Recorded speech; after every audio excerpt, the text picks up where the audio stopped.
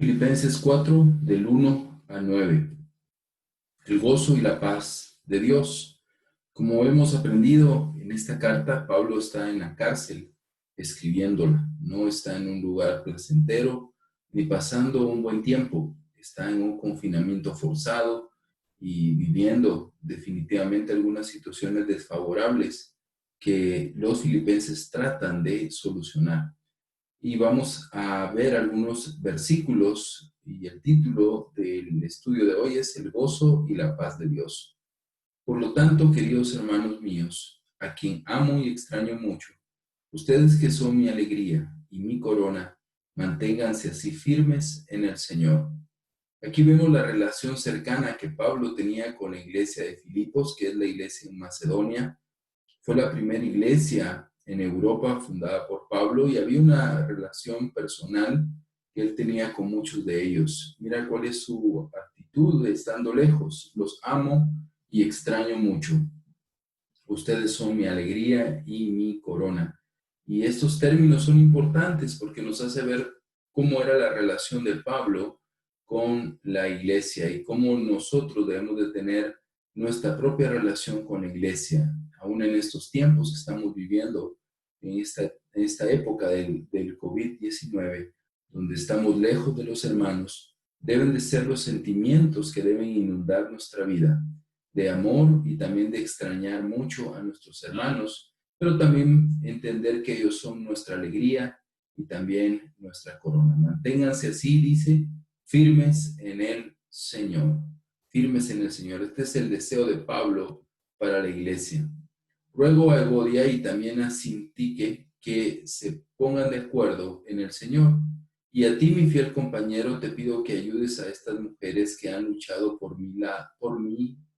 han luchado a mi lado en la obra del Evangelio, junto con Clemente y los demás colaboradores míos, cuyos nombres están en el libro de la vida.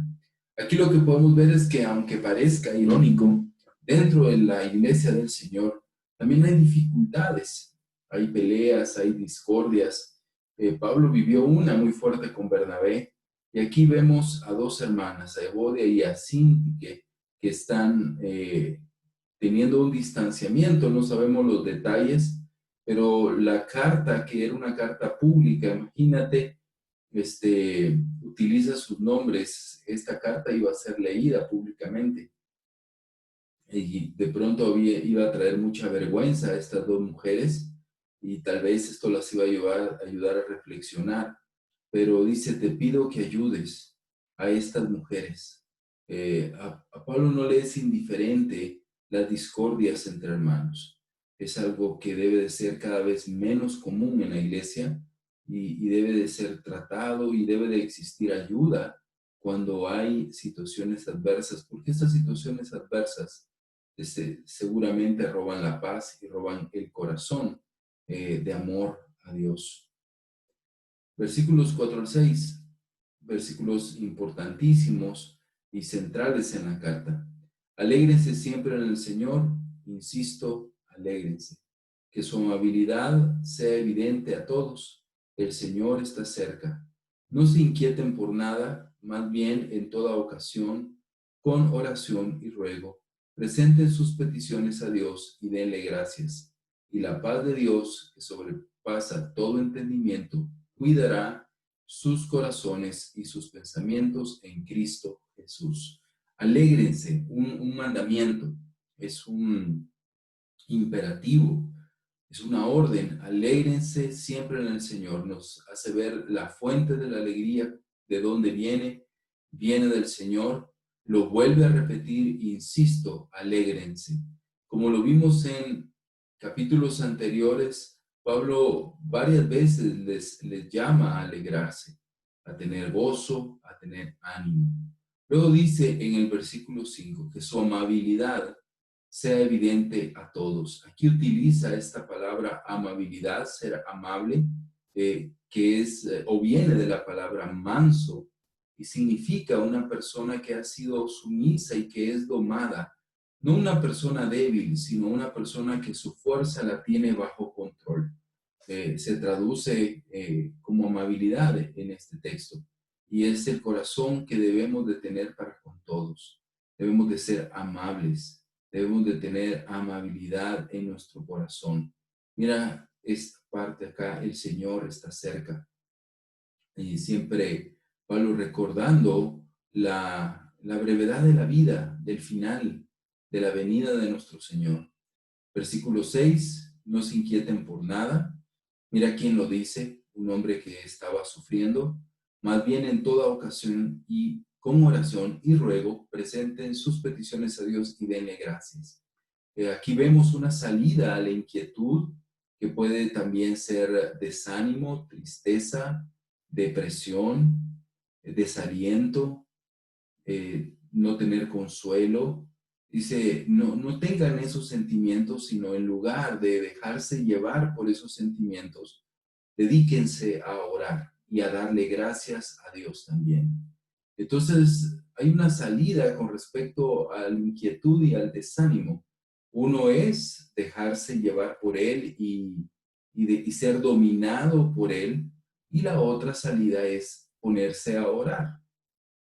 Pablo aboga por la segunda, ponerse a orar y dar gracias a Dios. Y vemos en el versículo 7 el resultado. Mira esa palabra conectiva, ese y. Algo va a suceder, hay un propósito. Y la paz de Dios, que sobrepasa todo entendimiento, cuidará sus corazones y sus pensamientos en Cristo. ¿Cuándo va la paz de Dios que sobrepasa entendimiento, cuidar de nuestros corazones y de nuestros pensamientos?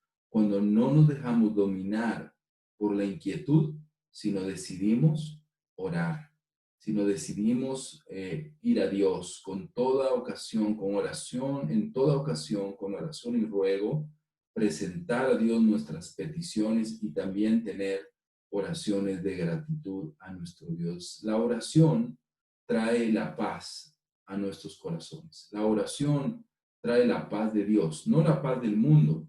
La paz del mundo la trae una decisión tal vez humana, la paz del mundo la trae un poco de dinero, un buen plato de comida.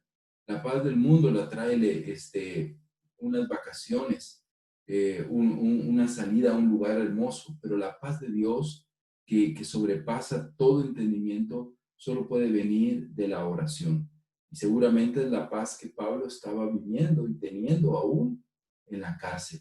Él había disfrutado de esa paz porque había dedicado su vida en ese confinamiento, no a quejarse, no a dejarse llevar por la angustia y la inquietud, sino a orar, a clamar, a poner delante de Dios sus peticiones y ser agradecido con Él. Por eso la paz de Dios cuidó los pensamientos y el corazón de Pablo en esta época de su vida. Por último, hermanos, consideren bien todo lo verdadero, todo lo respetable, todo lo justo, todo lo puro, todo lo amable, todo lo digno de admiración, en fin, todo lo que sea excelente o merezca elogio. Pongan en práctica lo que de mí han aprendido y recibido y oído, y lo que han visto de mí, y el Dios de paz estará con ustedes. Finaliza esta sección Pablo expresando: pongan su mente en las cosas de arriba. Esa viene muy parecida a la escritura de Colosenses. Piensen en las cosas de arriba. Ese es en resumen lo que Pablo dice: consideren cosas buenas, que su mente se llene de cosas buenas, que su cabeza, esa palabra considerar significa poner nuestros pensamientos en un sitio, poner ciertas cosas como llevar nuestra mente a cierto lugar. Y eso lo que dice es llevar cautivos nuestros pensamientos a Cristo. Nuestra mente no debe de estar inundada por cosas malas, por cosas negativas. Sé que en esta época recibimos tantas malas noticias todos los días, vemos tantas malas noticias y que podemos estar todo el día considerando estas cosas malas. Por eso no alcanzamos la paz. Pero acá dice: consideren todo lo bueno, todo lo verdadero, todo lo respetable, amable, admirable, excelente, que merezca elogio. O sea, pongan su mente en cosas buenas y eso traerá paz a sus corazones. Así que finalizo este audio animándoles, hermanos, a orar más, a orar para que su corazón nos inquieten y puedan tener esa alegría y ese gozo y a poner nuestra mente en las cosas de arriba.